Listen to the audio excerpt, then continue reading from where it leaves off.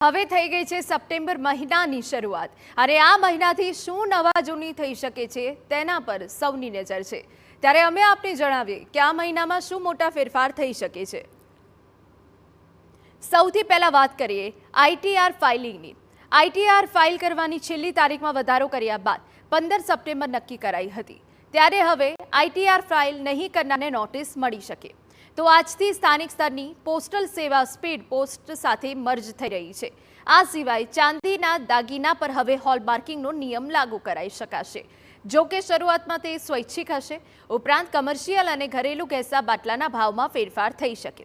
CNG, PNG તેમજ jet ફ્યુઅલના ભાવમાં પણ ફેરફારની શક્યતા છે।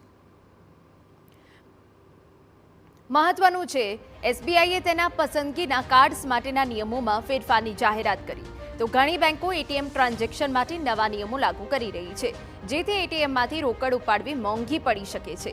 આ સિવાય ઘણી બેંકો ફિક્સ ડિપોઝિટના વ્યાજ દરોની સમીક્ષા કરવા જઈ રહી છે।